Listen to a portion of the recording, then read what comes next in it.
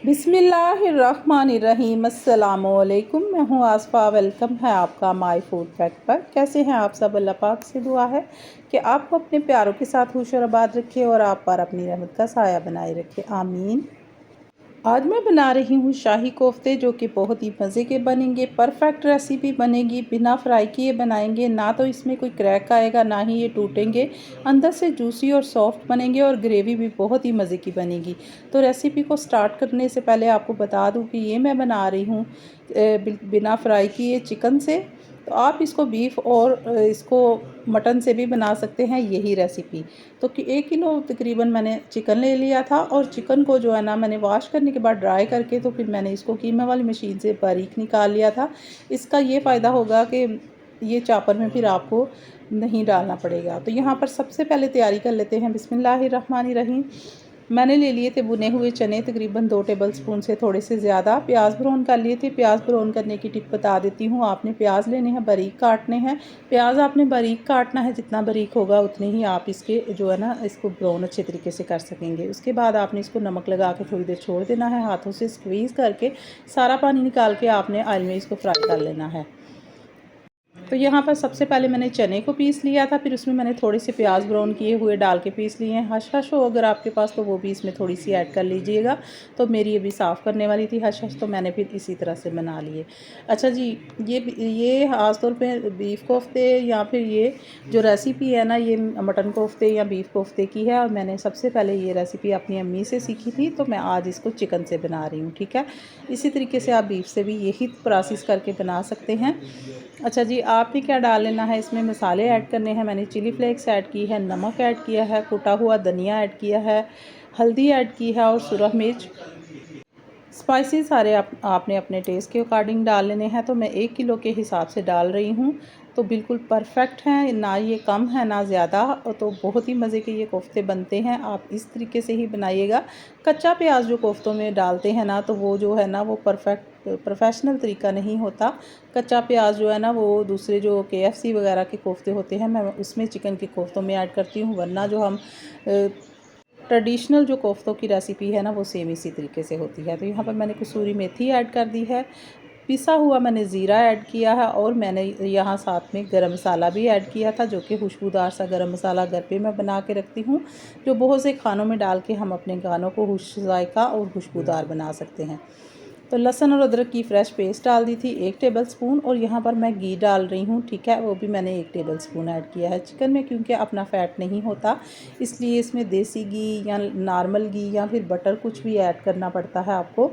तो आप इन तीनों चीज़ों में से कुछ भी ऐड कर सकते हैं। इसकी मैंने अच्छी से मिक्सिंग कर ली है। अब यहाँ पर हरा धनिया ऐड कर दिया है काफ़ी सारा, क्योंकि वो बहुत अच्छा लगता है कोफ्तों में। सिर्फ एक ब्रेड का पीस मैंने जो लेके उसका क्रम्स फ्रेश का बना के ऐड कर दिया है, क्योंकि चिकन के कोफ्ते हैं, इसमें ऐड करना पड़ता है। अगर आप बीफ या मटन से बना रहे हैं तो उसमें ऐड नहीं करना पड़ेगा आपको। अब देख लीजिए कि कोफ्ते आपने किस तरीके से बनाने हैं, ताकि इसमें कोई भी टूटे ना, कोई दरार ना आए। जब आपने इसको पकाना है तो बिल्कुल भी इसमें कोई क्रैक नहीं आना चाहिए। तो थोड़ा थोड़ा सा हाथों पे ऑयल लगा के, बल्कि ऑयल लगाने की भी ज़रूरत नहीं होती, क्योंकि इसमें हमने घी डाला है। लेकिन अगर आपको मुश्किल हो रही हो तो हल्का सा आप लगा लें हाथ पे ऑयल। तो फिर आपने क्या करना है, इस तरह मुट्ठियाँ बनाते हुए दोनों हाथों में बार बार लेना है। फिर आपने इस तरीके से उसको गोल कर लेना है।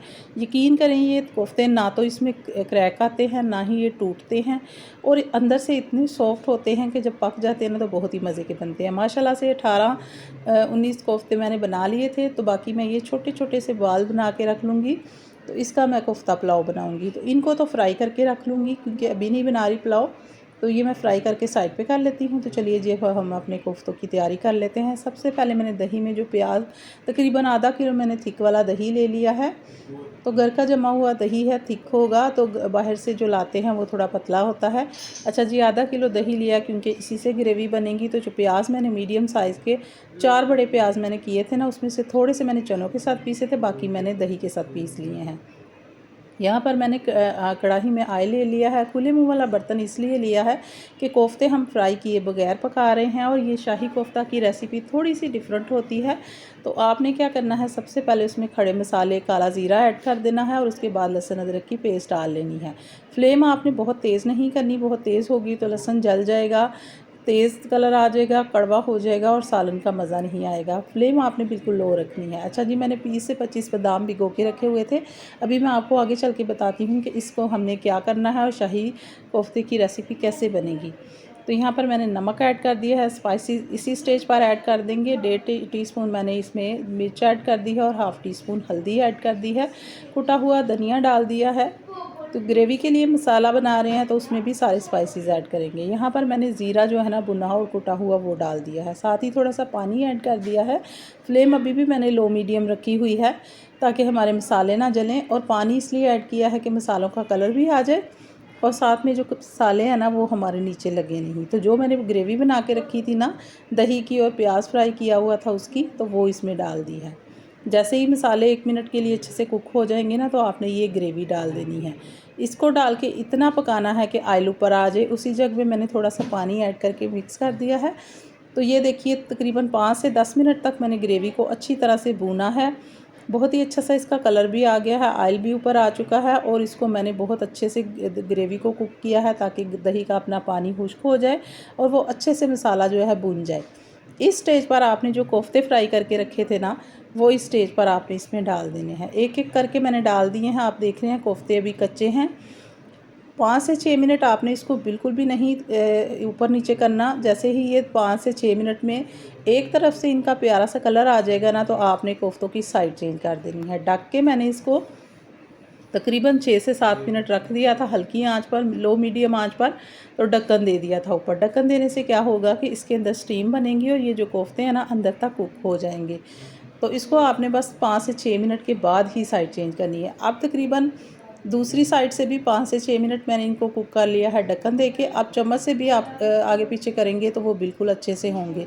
तो जैसे ही अच्छे से ये कुक होंगे, फ्लेम भी मैंने थोड़ी सी लो मीडियम कर दी है, तो हाई मीडियम की तरफ कर दिया, और इसको मैंने थोड़ा सा भून लेना है क्योंकि हमने कच्चे कोफ्ते ऐड किए थे। तो बादाम जो मैंने आपको दिखाए थे 20 से 25 मिनट, उसमें मैंने दूध की फ्रेश मलाई डाल ली है। आप चाहें तो क्रीम डाल सकते हैं टेट्रा पैक इस स्टेज पर। तो थोड़ा सा मैंने दूध ऐड किया था तो उसके साथ मैंने जो है ना उनकी पेस्ट बना ली है। आपने बादाम के साथ काजू भी डालना चाहें तो काजू भी डाल सकते हैं, या फिर दोनों ही थोड़े थोड़े डाल लें, या फिर आप एक एक भी दोनों में से डाल सकते हैं। ठीक है, इस तरह से आपने पेस्ट बना के मलाई के साथ तो वो ऐड कर देनी है। जब आपने अच्छी तरह से कोफ्ते भून लेने हैं उस स्टेज पर आपने ये वाली पेस्ट ऐड करनी है।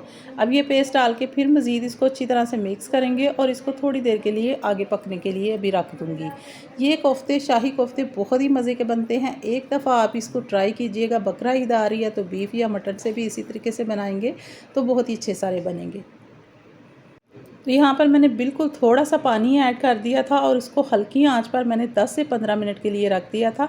आप देख रहे हैं कि ऑयल भी ऊपर आ चुका है। ग्रेवी हमारी माशाल्लाह से बहुत ही अच्छी सी तैयार हो चुकी है। आपको थोड़ी सी ग्रेवी अगर इससे थोड़ी सी ज़्यादा चाहिए तो फिर थोड़ी सी ज़्यादा भी कर सकते हैं। उसी हिसाब से आप पानी ऐड कीजिएगा और इसी तरह हमने 10 से 15 मिनट ढक के इसको हल्की आँच पर पकाना है। तो आप चेक कर लें ग्रेवी कितने मज़े की बनी है। और मैंने हरी मिर्चें साबुत इसमें डाल दी थी, थोड़ा हरा धनिया और कसूरी मेथी ऐड कर दी थी। तो माशाल्लाह से हमारे शाही कोफ्ते बिल्कुल रेडी हो चुके हैं, बहुत ही मज़े के हैं। इसको तंदूरी रोटी के साथ बनाइए या फिर दावत कर रहे हैं तो दावत में ज़रूर इस रेसिपी को ऐड कीजिएगा। और ये शाही कोफ्ता रेसिपी वाकई बहुत में मज़े की बनती है। बच्चे बड़े सभी खुश हो जाएंगे। ज़रूर रेसिपी को ट्राई कीजिएगा, अपना फ़ीडबैक दीजिएगा। इंशाल्लाह फिर मिलेंगे एक अच्छी सी मज़ेदार और न्यू रेसिपी के साथ। अल्लाह हाफ़िज़।